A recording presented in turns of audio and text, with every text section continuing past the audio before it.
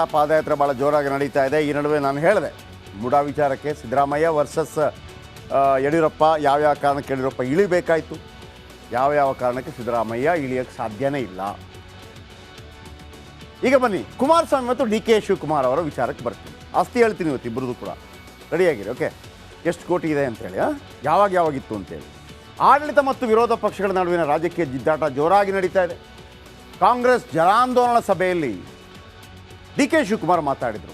ಅಕ್ಷರಶಃ ಅಣ್ಣ ಅಣ್ಣ ಅಣ್ಣ ಅಂತ ಹೇಳ್ತಾ ಕುಮಾರಸ್ವಾಮಿ ವಿರುದ್ಧ ಅಕ್ಷರಶಃ ಕಿಡಿಕಾರಿದ್ರು. ಎಲ್ಲಿಗೆ ಬಂದರು? ಅಪ್ಪನ ವಿಚಾರಕ್ಕೆ ಬಂದರು. ನಮ್ಮಲ್ಲೊಂದು ಮಾತಿದೆ, ಅಪ್ಪನ ವಿಚಾರ ಮಾತಾಡೋಣ ಅಂತೇಳಿ. ಬಟ್ ಅಪ್ಪನ ವಿಚಾರಕ್ಕೆ ಮಾತಾಡಿದ್ರು. ಏನು, ನಿಮ್ಮ ತಂದೆ ಈ ಭೂಮಿಗೆ ಬಂದಾಗ ಎಷ್ಟು ಆಸ್ತಿ ಇತ್ತು?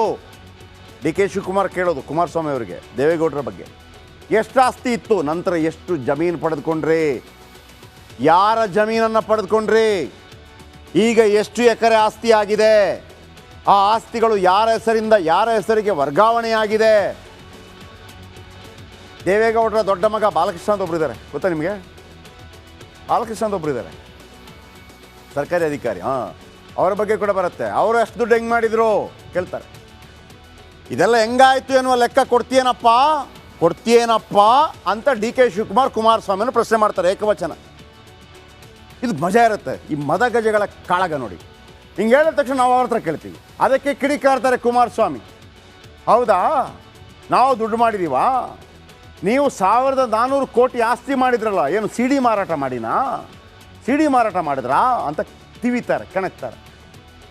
ಆ ಹೇಳಿಕೆಗೆ ಡಿ ಕೆ ಶಿವಕುಮಾರ್ ವಾಪಸ್ ಹೇಳ್ತಾರೆ, ಹೌದಾ, ನಾನೇನು ಫಿಲ್ಮ್ ಪ್ರೊಡ್ಯೂಸ್ ಮಾಡಿದ್ನಾ? ನಾನೇನು ಫಿಲ್ಮ್ ಪ್ರೊಡ್ಯೂಸ್ ಮಾಡಿಲ್ಲ. ಯಾಕೆಂದರೆ ಫಿಲ್ಮ್ ಪ್ರೊಡ್ಯೂಸ್ ಮಾಡಿದ್ದು ಯಾರು? ಕುಮಾರಸ್ವಾಮಿ. ಈ ಸೂರ್ಯವಂಶಂ ಪಿಕ್ಚರ್ ಇದೆಯಲ್ಲ, ಅದೆಲ್ಲ ಪ್ರೊಡ್ಯೂಸ್ ಮಾಡಿದ್ದವ್ರೆ. ಇನ್ನೊಂದು ಮುರಳಿಯವರ ಸಿನಿಮಾ ಎಲ್ಲ ಬಂದಿತ್ತಲ್ಲ, ಚಂದ್ರಚಕೋರಿ, ಆ ಪಿಕ್ಚರ್ ಎಲ್ಲ ಮಾಡಿದ್ದು ಚೆನ್ನಾಂಬಿಕಾ ಫಿಲ್ಮ್ಸ್. ಚೆನ್ನಾಂಬಿಕಾ ಅಂತಂದರೆ ಕುಮಾರಸ್ವಾಮಿ ಅವರ ತಾಯಿ.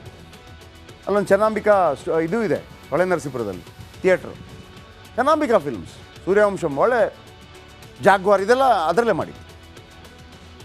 ನಾನು ಹೇಳಿದರೆ ಚೆನ್ನಾಗಿರಲ್ಲ, ಅವರಿಬ್ಬರು ಹಿಂಗೆ ಮಾತಾಡ್ಕೊಂಡು ಕೇಳಿಸ್ಕೊಳ್ಳಿ. ಕುಮಾರನಿಗೆ ನಾನು ಒಂದು ಪ್ರಶ್ನೆ ಕೇಳಲಿಕ್ಕೆ ನಾನು ಬಯಸ್ತೇನೆ. ನಿಮ್ಮ ತಂದೆ ಈ ಭೂಮಿಗೆ ಬಂದಾಗ ನಿಮ್ಗೆ ಎಷ್ಟು ಜಮೀನಿತ್ತು? ಎಷ್ಟು ಜಮೀನನ್ನ ಇಲ್ಲಿ ಪಡ್ಕೊಂಡ್ರಿ? ಯಾರು ಜಮೀನು ಪಡ್ಕೊಂಡ್ರಿ? ಈಗ ಎಷ್ಟು ಎಕರೆ ಆಗಿದೆ? ಯಾರ ಹೆಸರು ಟ್ರಾನ್ಸ್ಫರ್ ಆಯ್ತು? ವಾಪಸ್ ನಿಮ್ಮ ಹೆಸರಿಗೆ ಹೆಂಗ್ ಬಂತು? ಆ ಭೂಮಿ ದಾಖಲೆಗಳು ಇದೆಯಾ? ಇಲ್ಲಿ 100 ಎಕರೆ ಇಲ್ಲಿ ತಮ್ಮದು, ತಮ್ಮ ಕುಟುಂಬದವ್ರು ಇಲ್ಲಿದೆ. ದೇವರ ಕುಂಬಳಗೋಡ್ ತಾವು ಒಂದು 200-250 ಎಕರೆ ಇದೆ.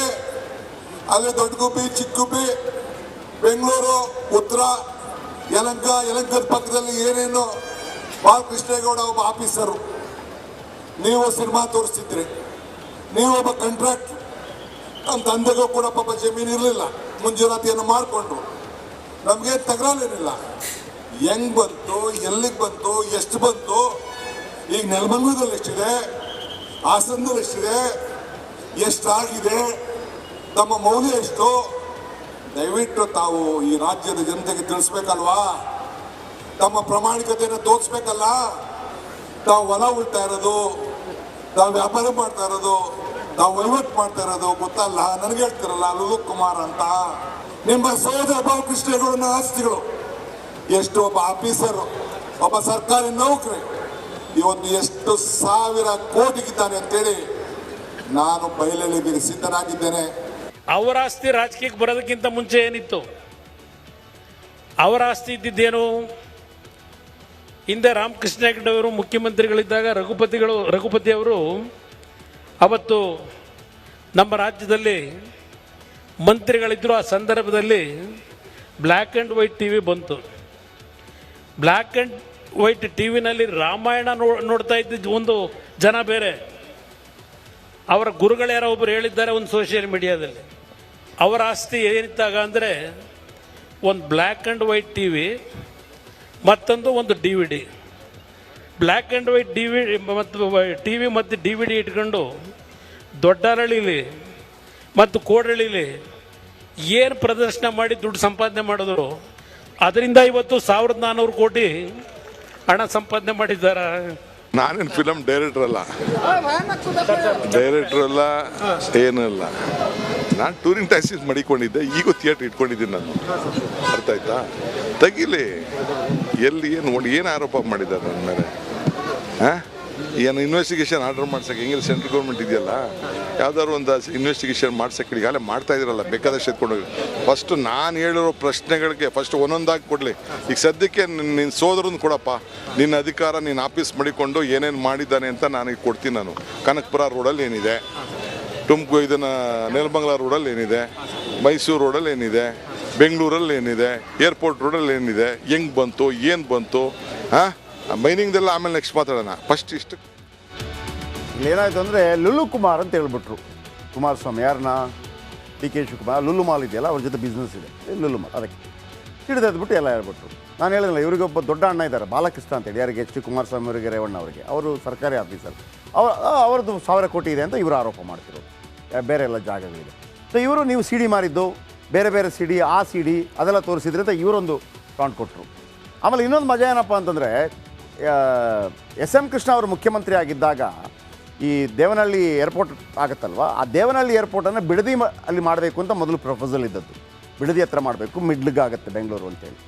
ಆದರೆ ಎಸ್ ಎಂ ಕೃಷ್ಣಗೆ ಒಂದು ಅನುಮಾನ ಬಂತಂತೆ, ಆ ಸುತ್ತಮುತ್ತ ದೇವೇಗೌಡರ ತುಂಬ ಆಸ್ತಿ ಇದೆ, ರೇಟ್ ಬಂದ್ಬಿಡುತ್ತೆ ಅಂತೇಳಿ ಅವರು ದೇವನಹಳ್ಳಿ ತಗೊಂಡೋದ್ರಂತೆ ಕೆ ಶಿವಕುಮಾರ್ ಅವ್ರನ್ನ. ಆದರೆ ಶತಾಯ ಗತಾಯ ಕನಸು ಮನಸ್ಸಲ್ಲೂ ಡಿ ಕೆ ಶಿವಕುಮಾರ್ ಕಾಂಗ್ರೆಸ್ ಬಿಟ್ಟು ಬರಲ್ಲ. ಯಾಕೆಂದರೆ ಆಲ್ರೆಡಿ ಅಮಿತ್ ಶಾ, ಮೋದಿ, ಗೌಡ್ರು ಎಷ್ಟೇ ಪ್ರಯತ್ನ ಮಾಡಿದರೂ ಕೂಡ ಡಿ ಕೆ ಶಿ ಪಕ್ಷ ಬಿಡೋದಿಲ್ಲ ಅನ್ನೋದು ಪ್ರೂವ್ ಆಗಿದೆ. ಅಮಿತ್ ಶಾ ಅವರು ಕೂಡ ಒಂದು ಮಾತುಕತೆಯನ್ನು ನಡೆಸಿದ್ರಂತೆ, ನನಗೆ ಆಫರ್ ಬಂದಿತ್ತು ಅಂತೇಳಿ ಡಿ ಕೆ ಶಿವಕುಮಾರ್ ಕೂಡ ಹೇಳಿ. ಆಮೇಲೆ ಸಿದ್ದರಾಮಯ್ಯ ಕೂಡ ಒಂದು ಕಾಲದಲ್ಲಿ BJP ಬಾಗಿಲು ಬಡಿದಿದ್ರಂತೆ. ಇದನ್ನು ಎಚ್ ಡಿ ಕುಮಾರಸ್ವಾಮಿ ಪದೇ ಪದೇ ಹೇಳ್ತಾ ಇದ್ರು. ಕೊನೆ ಲಾಸ್ಟ್ ಮಿನಿಟಲ್ಲಿ ಅದು ಕ್ಯಾನ್ಸಲ್ ಆಯಿತು ಅಂತೇಳಿ. ಹಾಗಿದ್ರೆ ಡಿ ಕೆ ಶಿವಕುಮಾರ್ BJPಗೋ ಅಥವಾ JDSಗೋ ಬರೋದಿಲ್ಲ. ಸಿದ್ದರಾಮಯ್ಯನವರು BJPಗೆ ಈಗಂತೂ ಬರೋ ಸಾಧ್ಯತೆ ಇಲ್ಲ. ಮೊದಲೇನಾಗಿದ್ದು ಗೊತ್ತಿಲ್ಲ ಅದು. ಆದರೆ ಸಂಧ್ಯಾ ಕಾಲದಲ್ಲಿ ಈ ಟೈಮಲ್ಲಿ ಸಿದ್ದರಾಮಯ್ಯ ತಪ್ಪು ಮಾಡೋದಿಲ್ಲ. ಯಾಕೆ ಅಂತಂದರೆ ಅದು ಎಸ್ ಎಂ ಕೃಷ್ಣ ಥರ ಹೋಗ್ಬಿಡುತ್ತೆ. ಎಲ್ಲ ಇದ್ದು ಕಾಂಗ್ರೆಸ್ಸಲ್ಲಿ ಎಲ್ಲವನ್ನು ಅನುಭವಿಸಿ ಕೊನೆ ಕಾಲದಲ್ಲಿ BJPಗೆ ಹೋಗಿ ಅತ್ತ ದರಿ ಇತ್ತ ಪುಲಿ ಅನ್ನುವಂಥ ರೀತಿಯಲ್ಲಿ ಒಂದು ರೀತಿಯಲ್ಲಿ ಅತಂತ್ರ ಪರಿಸ್ಥಿತಿಯಲ್ಲಿ ಸಿಕ್ಕಾಕೊಂಡ್ಬಿಟ್ರು ಎಸ್ ಎಂ ಕೃಷ್ಣ. ಅದನ್ನು ಇತಿಹಾಸ ನೆನಪಿಟ್ಕೊಳ್ಳುತ್ತೆ. ಆ ಥರ ಆಗೋದಕ್ಕೆ ಸಿದ್ದರಾಮಯ್ಯನವರು ಇಷ್ಟ ಇಲ್ಲ. ಆದರೆ ಕುಮಾರಸ್ವಾಮಿ ಹೇಳೋ ಪ್ರಕಾರ ಸರ್ಕಾರ ಪತನವಾಗಬೇಕು ಅಂತಂದರೆ ಒಬ್ಬ ನಾಯಕ ಬರಲೇಬೇಕು, ಅಜಿತ್ ಪವಾರ್ ರೀತಿಯಲ್ಲಿ. ಅದೇ ಕಾರಣಕ್ಕೆ ಪ್ರಬಲ ನಾಯಕನಿಗೆ ದೋಸ್ತಿ ಗಾಳ ಹಾಕ್ತಾ ಇದೆಯಾ? ಡಿ ಕೆ ಶಿವಕುಮಾರ್ ಇಲ್ಲ, ಸಿದ್ದರಾಮಯ್ಯ ಇಲ್ಲ. ಸ್ವಲ್ಪ ಫ್ಲ್ಯಾಶ್ ಬ್ಯಾಕ್ ಹೋಗಿ ನಾನೊಂದು ಸ್ಟೋರಿ ಹೇಳಿದ್ದೆ ನಿಮಗೆ ಒಂದು 15 ದಿವಸದ ಹಿಂದೆ. ಸತೀಶ್ ಜಾರಕಿಹೊಳಿ ಕುಮಾರಸ್ವಾಮಿ ಅವರನ್ನು ಡೆಲ್ಲಿಯಲ್ಲಿ ಭೇಟಿಯಾಗಿದ್ದರು, ನೆನಪಿರ್ಬೋದು ನಿಮ್ಗೆ. ಪದೇ ಪದೇ ಸತೀಶ್ ಜಾರಕಿಹೊಳಿ HDK ಭೇಟಿಯಾದರು.